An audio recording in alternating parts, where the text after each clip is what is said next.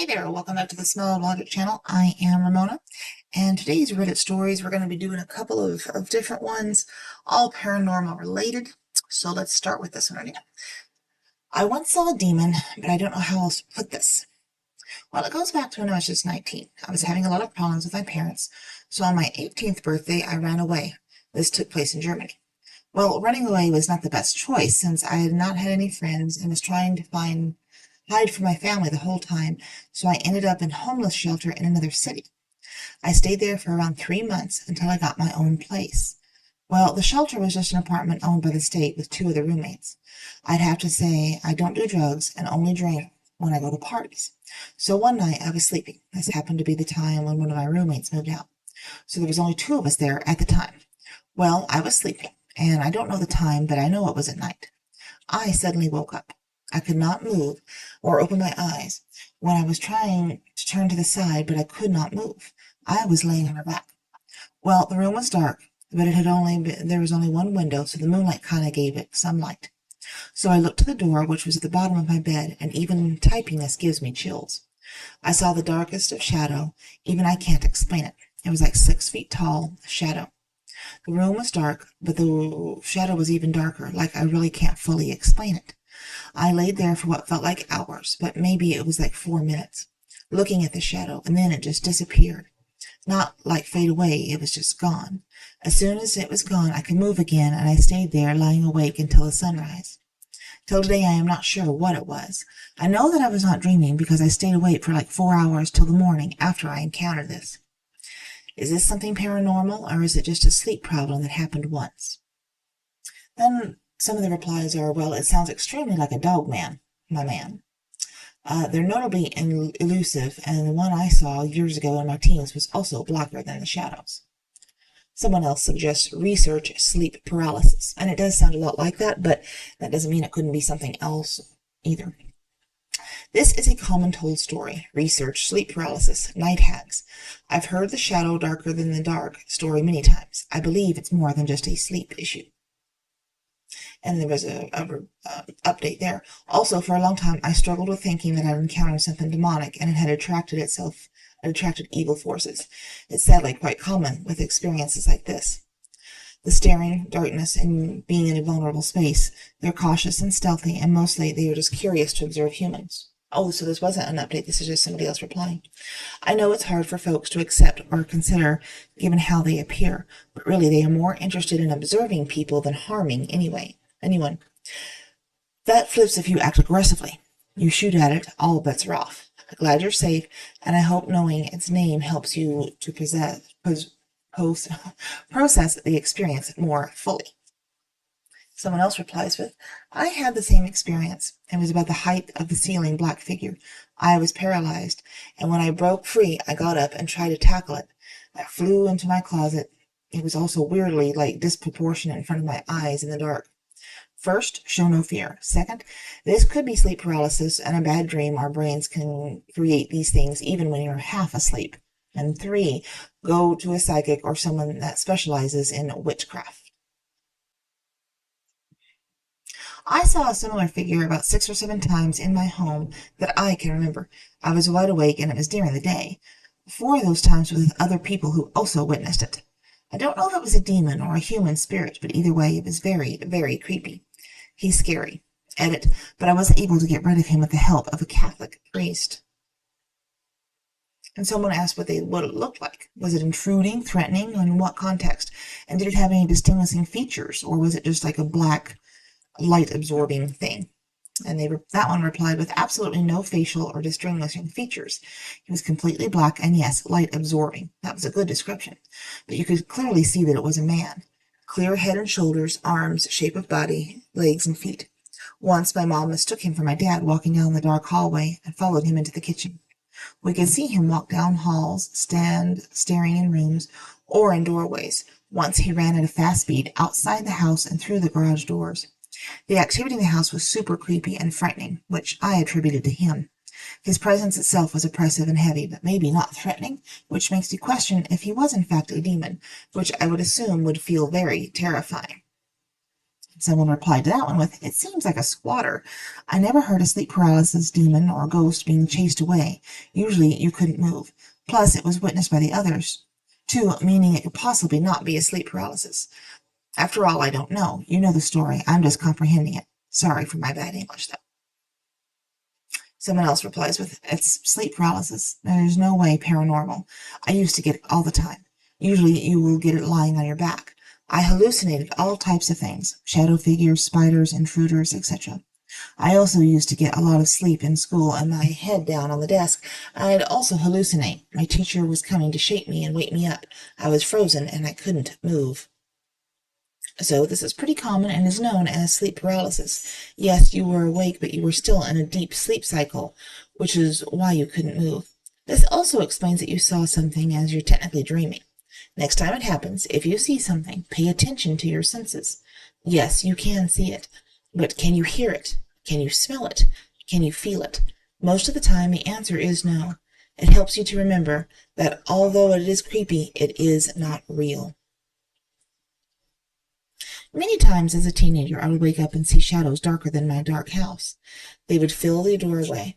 Once was a man, very large, like a hunter wearing many furs. The other was a very large dog. The most important thing about the encounters is that I was not afraid. I would watch them for a while, but I knew somehow that they wouldn't enter my room without my permission. Then I would just go back to sleep. The dark shadow is part of your night terror. You wake up fully conscious while the part of your brain responsible for dreaming is still active. And here's another take on it. The scriptures call them specifically the sons of darkness, devils, evil spirits, Satan, and his seed. People think it's sleep paralysis and accept it, but what they can't explain is when people film while they are awake or photograph the exact same phenomenon.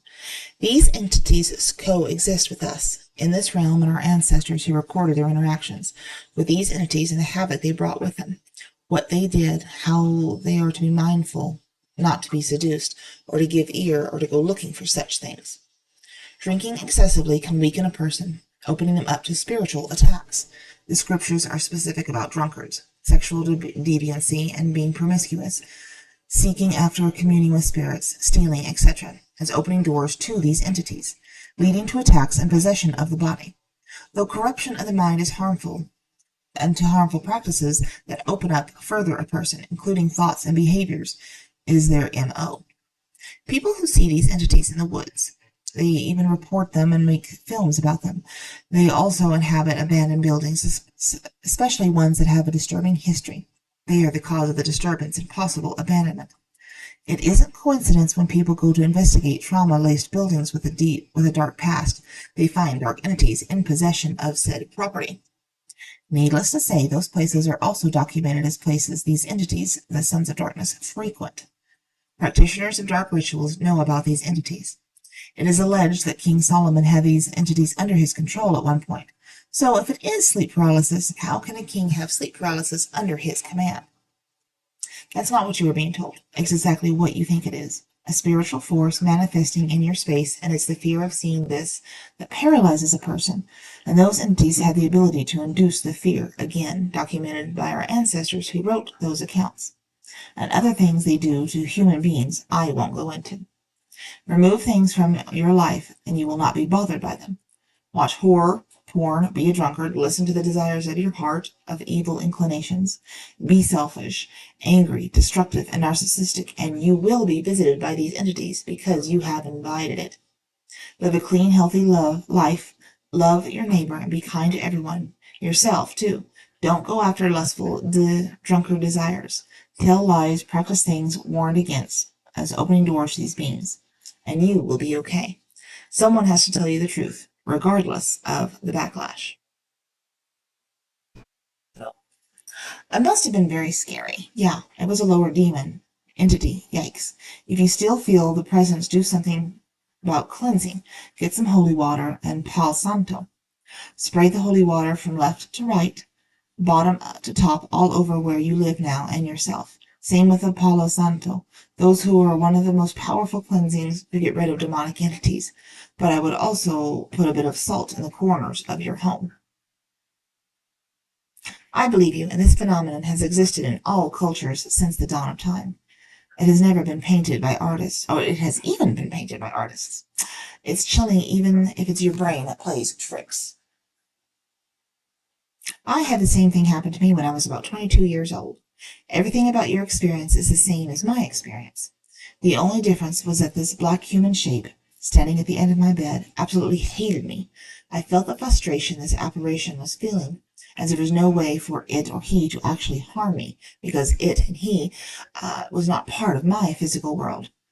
I agreed it was likely to be sleep paralysis phenomenon, but even now, 40 years later, it is a terrifying memory for me. Happened to me about twice or more, I think. Just couldn't move. Wanted to hit the black figure, but just couldn't actually, when could move, it was gone. I was swearing as wanted to attack me, and it escaped. I apologize for some of the grammar here. Very same thing happened to me at a friend's house about 28 years ago. I fell asleep on his couch, watching TV, and woke up not able to move, talk, or speak. There was a shadow of a man with a bowler hat standing over me. His friend was sitting right on the floor in front of the couch, but I was behind him and he couldn't see me. I freaked out, tried calling his name, but only raspy wisps of breath escaped. It felt like a finger was pushing into my throat, and tried like hell to scream. Finally, a louder sound came out, and my friend turned and saw the shadow figure vanished. I gasped for air and was freed from my paralysis. I sat up quickly and told him what happened. He said it happened to him all the time, and he sees the bowler hat guy outside of his bedroom window sometimes. His bedroom is on the second floor, and no way someone could be looking into the windows. His house was very like this happened a number of times. Here's the thing, many people don't know this. Paranormal activity directly correlates to an individual's state of mind. These demons, shadow people, they can only appear because we align with them. Once I realized this, all of the activity I was having went away. For the most part, I could see shadows moving across the ceiling, flashes of light, sounds, sleep paralysis, etc. One night, I got up to piss, and when I lay back down, my whole body was covered in static electricity, and then I couldn't move. A glowing mandala formed above me. It lit up the room. It stayed in one place, but there was this movement within the mandala, like it had fluid moving through it. It scared me, but I'm pretty sure it wasn't there to harm me.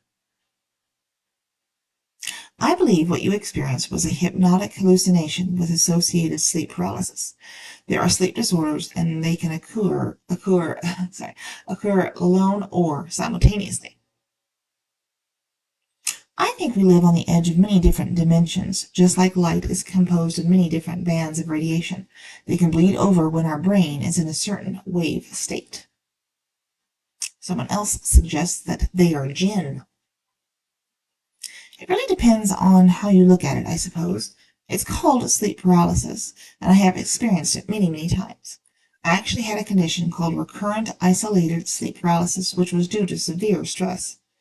It was a pretty tough time in my life, and I ended up losing an extreme amount of weight. Literally turned into a bag of bones because I was getting no sleep. But I also had a crazy supernatural period of oppression by some sort of demon or evil entity, and nobody convinced me otherwise. All of these things I was experiencing at the same time, and the reasoning as well. That's a whole long story, but to put it simply, I believe it can be both, and I personally have experienced both. Sometimes I think it is sleep paralysis, which you should Google, and sometimes I think it is a spiritual thing as well. That's kind of what I was going to say. Why can't it be both? It doesn't have to be mutually exclusive. There can be more than one thing happening at the same time. It sucked your energy, it would be my guess, feeding on fear like a vampire. Once it was done, it was gone. During stress, sleep paralysis is more common. It was a stress response and nothing more than sleep paralysis. So there you go. There are some opinions there. Whether you agree with them or not, that's up to you. But I'm going to reiterate, it's very possible it could be more than one thing. It could be both. It could be something else entirely. Everyone's individual experience. It could be stress. It could be medication. It could be, as Ebenezer Scrooge said, it was a undercooked potato or something, a bit of gravy. That's from the Christmas Carol, in case you were wondering. Anyway, I hope you enjoyed this video. If you did, leave a like, maybe leave a comment. Or if you didn't like it, you can still leave a comment. That's okay. Maybe subscribe to my channel. Go check out some more videos. There's plenty on here. If you enjoy reading, I've got some books that I self-published, novels, just some novels. Look over on my Amazon authors page. There's also coloring books and some other stuff over there if you are interested. If not, that's okay too.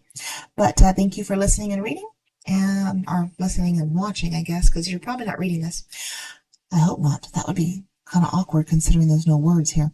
Anyway, thanks, and we'll talk to you later.